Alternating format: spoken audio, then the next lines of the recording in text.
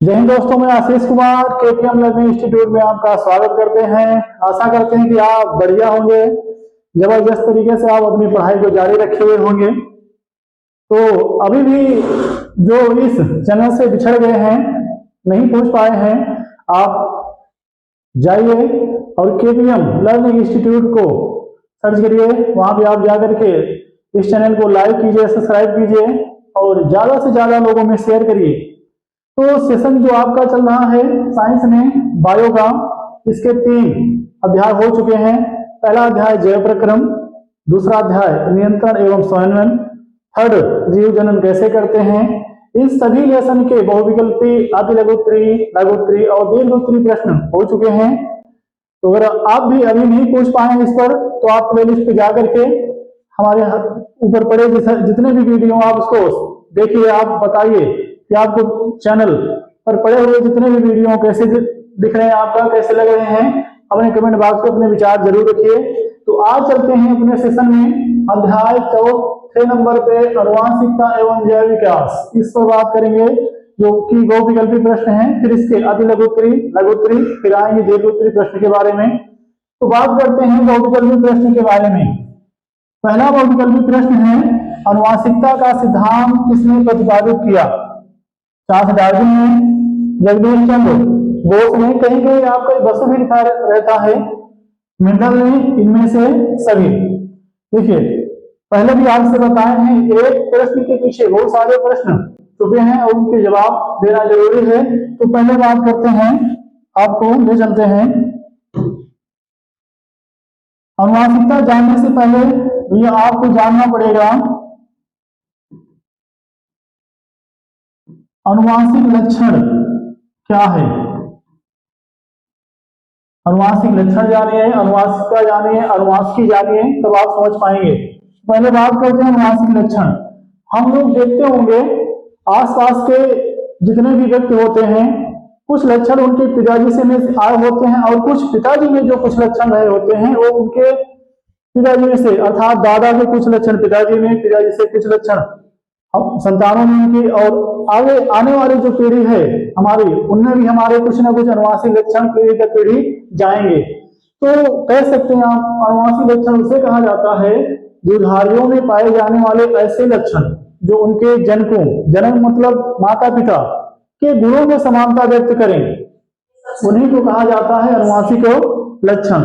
दुधारियों में पाए जाने वाले ऐसे लक्षण जो उनके जनकों, माता पिता के गुणों में समानता व्यक्त करते हैं, अनुवांशिक लक्षण कहलाते हैं। तो लिखते हैं, हम इसको लिखा जाए तो दुधारियों में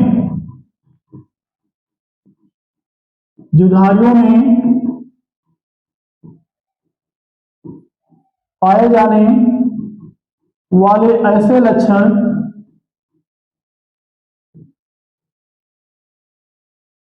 जो उनके जनकों मतलब क्या होता है, माता पिता। दुधारियों में पाए जाने वाले ऐसे लक्षण जो उनके जनकों, माता पिता के लक्षणों से समानता दिखाते हैं, व्यक्त करते हैं, प्रदर्शित करते हैं, उन्हें कहा जाता है अनुवांशिक लक्षण। अगर कोई पीढ़ी ए पीढ़ी है और दूसरी बी पीढ़ी है, तीसरी सी पीढ़ी है, तो ए के कुछ अनुवांशिक लक्षण आते हैं उनके अगली पीढ़ी बी में, बी के कुछ अनुवांशिक लक्षण आते हैं अगली वाली पीढ़ी सी में, और सी के अनुवांशिक लक्षण जो अगली पीढ़ी आएगी उस डी में। तो ये स्थानांतरित होते रहते हैं। अब स्थानांतरित क्या हो रहे हैं? अनुवांशिक लक्षण। तो अनुवांशिक लक्षणों का एक पीढ़ी से दूसरी पीढ़ी में स्थानांतरित होना ही, जाना ही कहलाता है अनुवांशिकता। अनुवांशिक लक्षणों का एक पीढ़ी से दूसरी पीढ़ी में स्थानांतरित होना ही अनुवांशिकता कहलाता है। और अनुवांशिकता के बारे में भैया सबसे पहले बताया था, एक ऑस्ट्रिया देश है जिसे राजधानी वियना है। ऑस्ट्रिया का एक शहर है ब्रून, वहां पर जन्म लिया एक महान वैज्ञानिक sir Gregor John Mendel. Sir Gregor John Mendel, जिन्हें शॉर्ट फॉर्म में केवल मेंडल कहा जाता है। तो ऑस्ट्रिया के बोन शहर में जन्म लिया 1822 ईस्वी में सर ग्रेगर जॉन मेंडल ने, और इन्होंने ही सबसे पहले अनुवांशिकता के बारे में बताया कि अनुवांशिक लक्षण एक पीढ़ी से दूसरी पीढ़ी में स्थानांतरित होते हैं। इसीलिए अनुवांशिकता के बारे में सबसे पहले किसने बताया? मेंडल ने। इसीलिए भैया अनुवांशिकता का जनक, अनुवांशिकता का जनक या पितामह, अनुवांशिकता का जनक या पितामह किसे कहा जाता है? Sir Gregor John Mendel. देखिए बहुत सारे क्वेश्चन बन गए, क्वेश्चन से आंसर भी मिल गए। अनुवांशिक लक्षण किसे कहते हैं? कभी कभी वो विकल्प में आते, लघुत्तरी में आते हैं आपके, ठीक है। कभी कभी लघुत्तरी में पूछ लेता है कि अनुवांशिक लक्षण क्या है, तो दुधारियों में पाए जाने वाले ऐसे लक्षण जो उनके जन्म को माता पिता के गुणों में या लक्षणों में समानता व्यक्त करते हैं, अनुवांशिक लक्षण कहलाते हैं। और अनुवांशिक लक्षण का एक पीढ़ी से दूसरी पीढ़ी में जाना ही अनुवांशिकता कहलाता है। अनुवांशिकता के बारे में सबसे पहले सर ग्रेगर जॉन मेंडल ने बताया, इसलिए अनुवांशिकता का जनक मेंडल को ही कहा जाता है। लेकिन एक क्वेश्चन इसमें और बनता है कि मेंडल ने अनुवांशिकता के बारे में बताया तो, लेकिन इन्होंने अपना प्रयोग किस पौधे पर किया? तो मेंडल ने जो प्रयोग किया अपना, वो किया मटर के पौधे पर। तो मेंडल ने अपना प्रयोग किस पौधे पर? मटर के पौधे पर किया। और इस मटर के पौधे, देखिए हर एक पौधे का, हर एक दुधारी का एक वैज्ञानिक नाम है। अगर जंतु है तो जंतु वैज्ञानिक नाम, अगर वनस्पति है तो वनस्पतिक नाम। जैसे आम का वनस्पति है तो आम का वनस्पतिक नाम मैंगिफेरा इंडिका, गुड़हल है हिबिस्कस रोजा साइनेंसिस, कमल है निलंबो न्यूसिफेरा है। उसी प्रकार मटर का भी जो वनस्पतिक नाम है, मटर का वनस्पतिक नाम होता है Pisum sativum, Pisum sativum. Mendel ने अपना प्रयोग किया मटर के पौधे पर, इसी को कहा जाता है पाइसम सटाइवम। इसको इन्होंने उगाया था बगीचे में, इसलिए कहा जाता है इसे उद्यान मटर, इसे कहा जाता है गार्डन पी। सब एक ही है, चाहे गार्डन पी, उद्यान मटर, पाइसम सटाइवम या मटर का पौधा, ये रहा आपका। तो इतना चीजें होने के बाद हम आगे देखेंगे। तो हमारा पहला प्रश्न था अनुवांशिकता का सिद्धांत किसने दिया? भैया चार्ल्स डार्विन आएंगे। जैव विकास में आपसे बताया था लेमार्क और चार्ल्स डार्विन ने अपना जैव विकास से संबंधित जो प्रमाण दिया है, बात करेंगे आगे। जगदीश चंद्र बोस, इन्होंने ये बताया कि पौधों में भी जीवन है, पौधों में जीवन होता है, जगदीश चंद्र बोस ने बताया है, बसु ने। और भैया इसका आंसर क्या मिला? मेंडल। मेंडल ने ही अनुवांशिकता का सिद्धांत दिया था। तो पहले का ऑप्शन कौन सा रहा? सी। अब बात करते हैं आगे। दूसरा प्रश्न है मेंडल ने अपना प्रयोग किस पौधे पर किया? देखिए मिल गया आपको, एक प्रश्न के पीछे बहुत सारे आपको आंसर बता चुके हैं। तो किस पर किया? सरसों, सबको पोस्टमार्टम करना है, जरूरी है। सरसों द्विलिंगी पौधा है या द्विलिंगी पुष्प है। ऐसे पुष्प जिनमें नर जनन और मादा जनन एक ही पुष्प पर पाए जाते हैं उसे द्विलिंगी पुष्प कहा जाता है। तो मटर पौधा द्विलिंगी पुष्प होता है। ब्रेसिका कंप्रेस्टिस वनस्पतिक नाम है। गुलाबांस, गुलाबांस, अब आप कुछ लोग सोच रहे होंगे कि ये गुलाब है, नहीं गुलाब नहीं है, जो आप समझ रहे हैं वो नहीं है, जो नहीं है तो नहीं है, तो गुलाबांस दूसरा कुछ है। ये है, इस पर प्रयोग किया था एक दूसरे वैज्ञानिक ने जिनका नाम था कार्ल कोरेंस।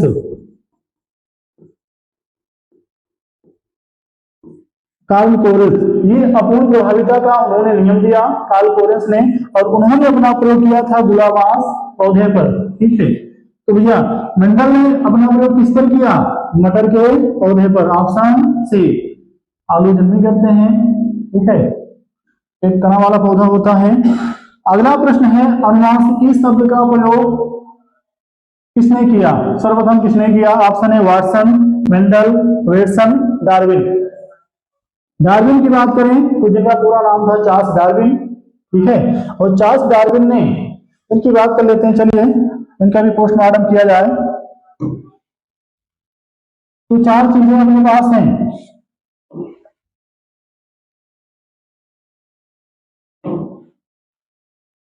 एक है वाटसन, वाटसन भैया आप नाम सुने होंगे, ये सेन वाटसन नहीं है ऑस्ट्रेलिया के क्रिकेटर, ये है वाटसन और एक वैज्ञानिक उनके साथ थे क्रिक। वाटसन और क्रिक ने ही बताया था कि जो डीएनए होता है, डीएनए डबल हेलिक्स अर्थात डीएनए की द्विकुंडलित, डीएनए द्विकुंडलित मॉडल दिया था वाटसन और क्रिक ने। ठीक है, इसलिए इनको नोबेल पुरस्कार भी मिला था। वाटसन और क्रिक की बात हो गई। दूसरे ऑप्शन थे, एक ऑप्शन उसमें था भैया मेंडल। मेंडल को तो आपको ही बता चुके हैं, अनुवांशिकता का सिद्धांत दिया, मटर के पौधे पर प्रयोग किया। ठीक है, तो मेंडल ने मटर के पौधे पर अपना प्रयोग किया, ये रहा। उसमें एक ऑप्शन था वेटसन। वेटसन भैया एक शब्द पूछा है वहां पे बहुविकल्पी प्रश्न में, अनुवांशिकी। अनुवांशिकी क्या है, आप बात समझिए। युधारियों में जो लक्षण उनके जनकों से समानता रखते हैं वो होते हैं अनुवांशिक लक्षण, और जब अनुवांशिक लक्षण एक पीढ़ी से दूसरी पीढ़ी में जाते हैं तो होती है अनुवांशिकता। लेकिन ये अनुवांशिकता को हम पढ़ते किस में हैं, जब अनुवांशिक लक्षणों को, या जब विज्ञान की जिस शाखा में, विज्ञान की जिस शाखा के अंतर्गत अनुवांशिक लक्षणों का अध्ययन करते हैं, विज्ञान की जिस शाखा के अंतर्गत अनुवांशिक लक्षणों का अध्ययन करते हैं उसे कहा जाता है अनुवांशिकी। फिर युधारियों में पाई जाने वाली समानताओं और असमानताओं का अध्ययन विज्ञान की जिस शाखा में करते हैं उसे अनुवांशिकी कहा जाता है। या इस अनुवांशिकी शब्द का प्रयोग सबसे पहले किसने किया, वेटसन। वेटसन जो वैज्ञानिक थे जिन्होंने अनुवांशिकी शब्द का प्रयोग सबसे पहले किया। ठीक है, तो अनुवांशिकी की परिभाषा भी हो गई, विज्ञान की वह शाखा जिसके अंतर्गत युधारियों में पाई जाने वाली समानताओं और असमानताओं का अध्ययन करते हैं अनुवांशिकी कहलाता है। या दूसरी परिभाषा ये रही, विज्ञान की वह शाखा जिसके अंतर्गत अनुवांशिक लक्षणों का अध्ययन करते हैं, क्योंकि अनुवांशिक लक्षण में भी भिन्नता मिलेगी, अध्ययन करेंगे वो होगा अनुवांशिकी। और अनुवांशिकी शब्द पहली बार यूज किया वेटसन ने। ठीक है, तो अब चलते हैं अपने प्रश्न पे। अपना प्रश्न था अनुवांशिकी शब्द का प्रयोग किसने सबसे पहले किया, भैया इसका ऑप्शन कौन सा, ऑप्शन सी, वेटसन ने। और चार्ल्स डार्विन अभी एक बची गए हैं तो उनकी भी बात कर लेते हैं। डार्विन, ये डार्विन का पूरा नाम था चार्ल्स डार्विन, और चार्ल्स डार्विन ने भी जैव विकास से संबंधित अपने सिद्धांत प्रस्तुत किया, और इन्होंने 2 बुक लिखे, और इनकी बुक का नाम था, एक हुई 1859 में आई जिसका नाम था the origin of species by natural selection, मतलब प्रकृति वर्ण द्वारा नई जातियों की उत्पत्ति। The origin of species by natural selection, प्रकृति वर्ण द्वारा जातियों की उत्पत्ति, ये पहली बुक थी। और दूसरी बुक थी इनकी the decent man, the decent man. ये भैया पब्लिश हुई लमसम 1871 में, और ये आई 1859 में, याद रखिएगा। तो इनकी बुक हो गई, काम खत्म हो गया। तो चलते हैं अपने प्रश्न पे। तो भैया इसका भी ऑप्शन हो चुका है।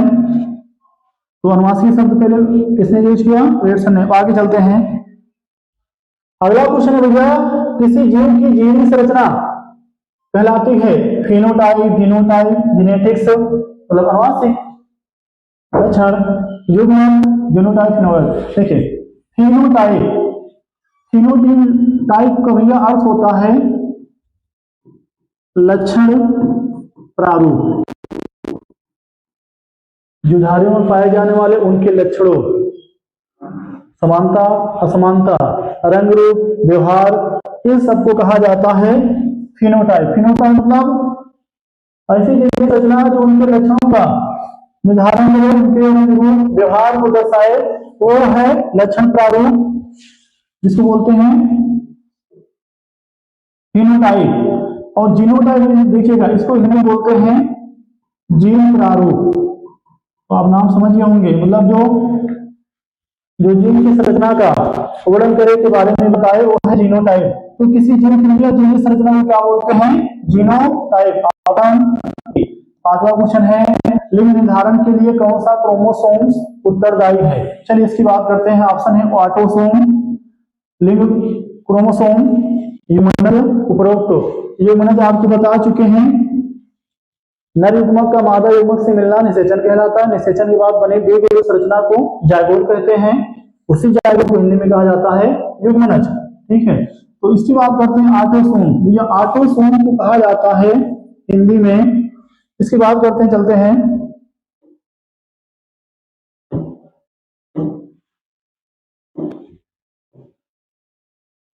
इसका भी पोस्टमार्टम किया जाए, देख लेते हैं।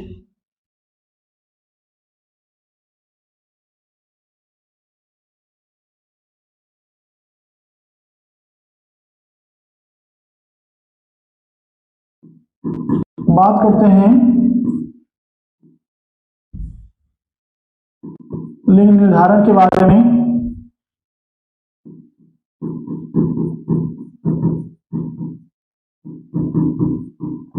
लिंग निर्धारण देखिए, जो भारत रहा है, हमारा देश, ये हमारे देश की विडंबना रही है कि इंसान चाहे मेल हो और फीमेल हो, असमानताएं हमेशा देखने को मिली है।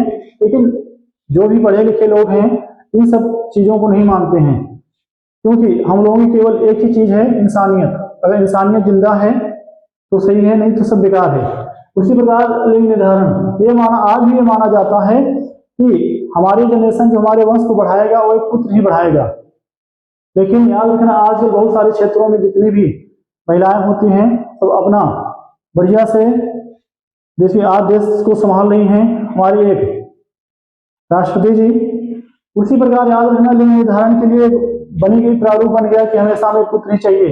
और हमेशा समाज हमेशा ये भार थोपता रहा स्त्रियों पर, जबकि स्त्री किसी भी जुधारी की जन्म, चाहे वो संतान पुत्र होगा कि पुत्री, इसका निर्धारण स्त्री पर डिपेंड नहीं है, ये डिपेंड होता है मनुष्य पर। क्यों? याद रखना, लिंग निर्धारण क्रिया जो होता है ये क्रोमोसोम्स पर निर्भर करता है। और जानते हैं कि मनुष्य में क्रोमोसोम्स हमेशा जोड़े में चलते हैं। मनुष्य में 23 जोड़ी गुणसूत्र होते हैं और कुल पूछता है तो कितने गुणसूत्र? 46 गुणसूत्र होते हैं। इनमें से अब ये जो गुणसूत्र होते हैं दो तरीके से होते हैं। एक होता है अलिंग गुणसूत्र, क्योंकि गुणसूत्र हिंदी है और इंग्लिश क्रोमोसोम से। और एक होता है लिंग गुणसूत्र। अलिंग को बोलते हैं ऑटोसोम्स, ऑटोसोम्स, और लिंग को बोलते हैं हेट्रोसोम्स, हेट्रोसोम्स बोलते हैं। तो ये ऑटोसोम्स अलिंग गुणसूत्र यह लिंग का निर्धारण नहीं करते हैं। यह जुधारियों की कायिक संरचना, कायिक संरचना मतलब शारीरिक बनावट, ये शारीरिक बनावट का निर्धारण करते हैं।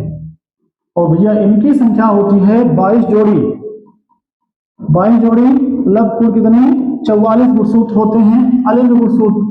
और जो बचा 22 जोड़ी तो हो ही चुके हैं, और जो एक जोड़ी बचा है, अगर टोटल 23 जोड़ी है तो 22 जोड़ी निकल गए, बचा एक जोड़ी। तो जो एक जोड़ी जो 23वीं जोड़ी का, जो 23वीं जोड़ी का गुणसूत्र है उसी को कहा जाता है हेट्रोसोम्स या लिंग गुणसूत्र। और यही किसका निर्धारण करते हैं? लिंग का निर्धारण करते हैं। तो लिंग के निर्धारण के लिए लिंग गुणसूत्र का होना जरूरी है। अब देखिए, मेल और फीमेल में 22 जोड़ी तक, 22 जोड़ी तक जो गुणसूत्र होते हैं ये भैया होते हैं समान। ठीक है, चाहे मेल हो चाहे फीमेल हो, दोनों में 22 जोड़ी तक जो गुणसूत्र होते हैं ये समान होते हैं। तो मेल और फीमेल में 22 जोड़ी गुणसूत्र समान होते हैं और वो होते हैं अलिंग गुणसूत्र। ठीक है, 22 जोड़ी मतलब ये 44 गुणसूत्र मेल और फीमेल में समान होते हैं। अब 23वीं जोड़ी को ही बोला जाता है लिंग गुणसूत्र। अब मेल के ही 23वीं जोड़ी के गुणसूत्र को लिंग गुणसूत्र कहा जाता है। और ये जो 22 जोड़ी तक होते हैं मतलब 44 गुणसूत्र तक होते हैं उनको एक्स से दिखाया जाता है। और जो 23वीं जोड़ी का मेल का जो 23वीं जोड़ी का गुणसूत्र है उसे एक्स वाई से दिखाते हैं और फीमेल के 23वीं जोड़ी गुणसूत्र को यक्स से ही दिखाते हैं। अब इसमें एक ही देखा जाए तो फीमेल का तो 23वीं जोड़ी तक ही पूरा समान हो गया, मेल का 22 जोड़ी तक समान रहा, लेकिन 23वीं जोड़ी का गुणसूत्र बदल गया, हो गया यक्स वाई। अब देखिए, अगर एक मेल है दूसरी फीमेल है तो मेल का जो लिंग गुणसूत्र है उसका है यक्स वाई और फीमेल का है यक्स। तो अगर मेल का यक्स गुणसूत्र फीमेल के यक्स गुणसूत्र से जुड़ता है तो यक्स बनेगा। भैया बताओ यक्स किसका है? फीमेल का ना, तो ये उत्पन्न होने वाली संतान पुत्री। अगर मेल का वाई गुणसूत्र फीमेल के, क्योंकि दोनों वही हैं, यक्स गुणसूत्र को निषेचित करेगा तो बनेगा यक्स वाई। भैया यक्स वाई किसका है?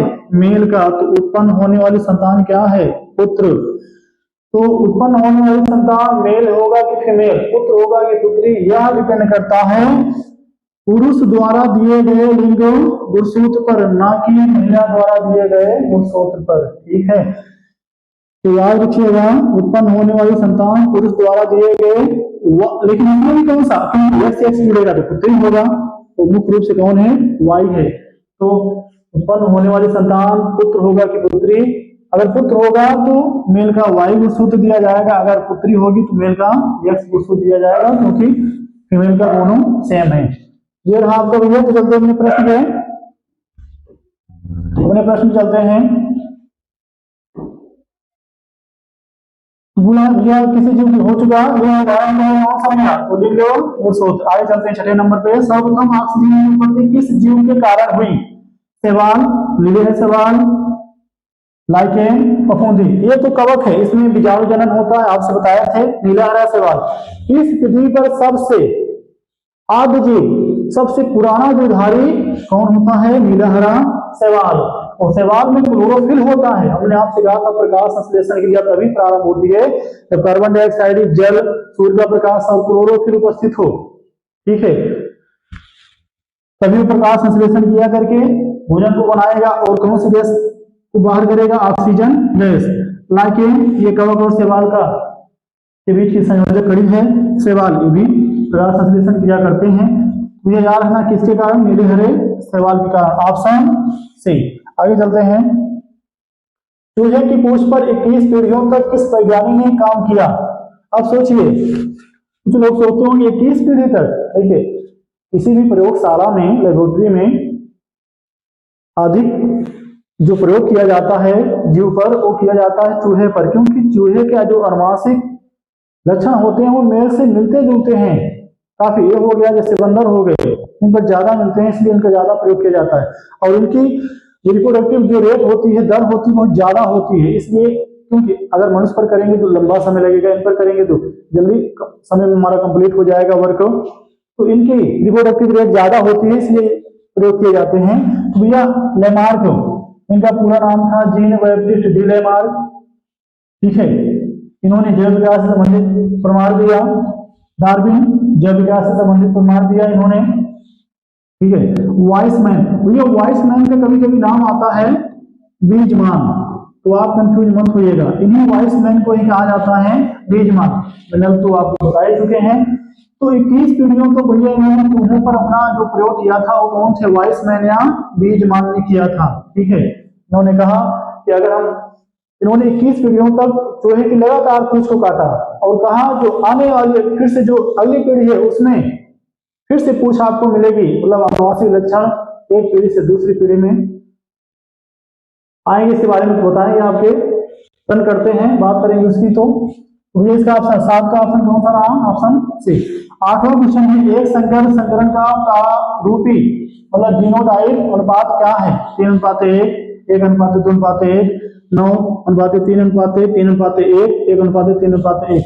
मेंडल के नियम में आप पढ़ेंगे, मेंडल ने 3 प्रयोग किया, 3 नियम दिया था प्रयोग करके। प्रभाविता का नियम, पृथक्करण का नियम जिसे युग्मकों की शुद्धता का नियम कहते हैं, और एक स्वतंत्र अभिवन का नियम। तो उन्हें उसमें एक संकरण, क्योंकि मेंडल का पहला और दूसरा नियम एक संकरण क्रॉस पर आधारित है, जब एक लक्षण को ध्यान में रख के क्रॉस कराते हैं, परीक्षण कराते हैं, तो उसे एक संकलन कहा जाता है। भैया उसमें जो जीन मिलता है वो मिलता है 1:2:1 का। ठीक है, ऑप्शन डी। 9वां क्वेश्चन है, मेंडल ने मटर के कितने गुणों का अध्ययन किया था? ठीक है, बढ़िया क्वेश्चन है। इसमें एक क्वेश्चन और बनता है कि मेंडल ने अपना प्रयोग मटर के पौधे पर ही क्यों किया? तो कारण कुछ रहा होगा। ठीक है, उसकी बात करेंगे आगे। तो इन्होंने भैया जो देखा था गुणों को, वो 7 गुण थे।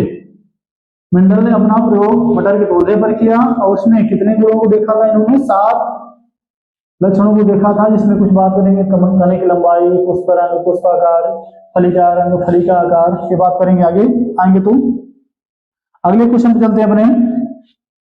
10वां क्वेश्चन है, निम्न में कौन सा गुण जैव विकास में मुख्य भूमिका निभाता है? अनुवांशिक गुण, उपार्जित गुण, ए और बी दोनों, इनमें से कोई नहीं। देखिए, अनुवांशिक गुण आपसे बता चुके हैं। अनुवांशिक गुण मतलब अनुवांशिक लक्षण, ठीक है।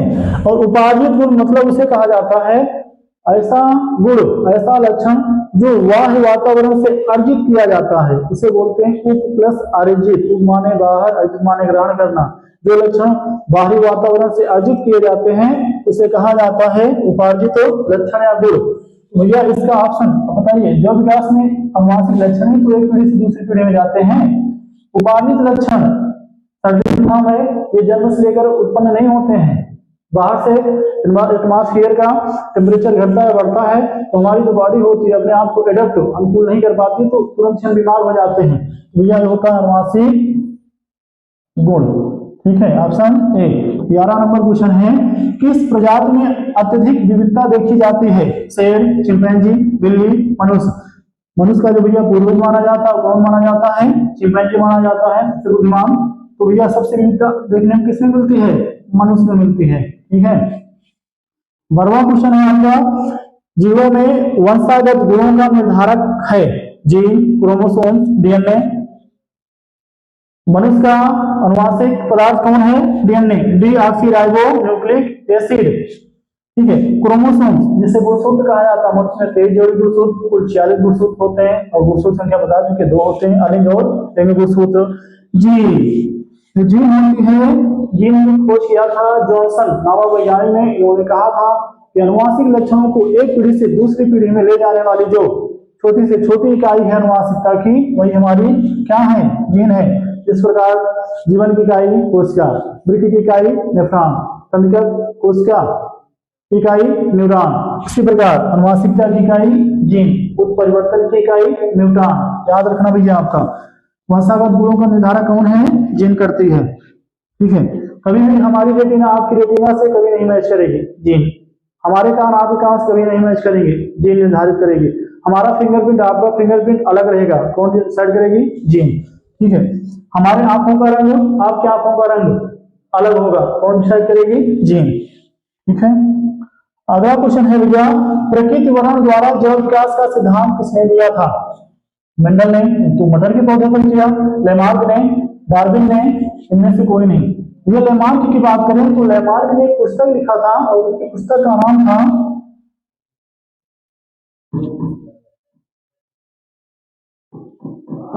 Philosophy of zoologic. Philosophy of zoologic, ये इनकी पुस्तक थी। ठीक है, लेमार्क थी। लेकिन प्रकृति वर्ण द्वारा मतलब प्रकृति वर्ण, प्रकृति उन्हें चुनती है जो हर चीज में सक्षम हो, जो जीवन संघर्ष में सफल हो, जो जिसमें अन्य प्रकार की विविधताएं देखने को मिले, उसी का चुनाव प्रकृति करती है। आप हम लोग देखते होंगे, अगर एक बार कोई कोयल आवाज करती है, अगर हम उससे तेज करते हैं तो अपनी आवाज को और बढ़ा लेती है, और हम अपनी आवाज को और तेज करते हैं तो और तेज करती है। क्यों? क्योंकि जानती है प्रकृति उसी का चुनाव करती है जो हर चीज में सक्षम है, जो हर चीज में सफल है। तो याद रखना भैया, प्रकृति वर्ण द्वारा जैव विकास का सिद्धांत किसने दिया था? डार्विन ने, ऑप्शन सी। 14 नंबर क्वेश्चन है, मानव का उद्भव कहाँ हुआ? मतलब मानव की उत्पत्ति कहाँ हुई? अमेरिका में, एशिया में, अफ्रीका में, इनमें से कोई नहीं। किसी भी सभ्यता का जो विकास हुआ, सभ्यता का विकास एशिया में हुआ है, याद रखना। और किसी भी जीवधारी का, मानव का जो विकास हुआ है कहाँ हुआ है? अफ्रीका में। अगर पूछना जीवन की उत्पत्ति कहाँ हुई? महासागर में, लेकिन किसमें? जल में। ठीक है। और सबसे आगे जो धारी कौन है, सबसे पुराने नीलहरे शैवाल है। और ऑक्सीजन कहां से निकली, नीलहरे शैवाल से।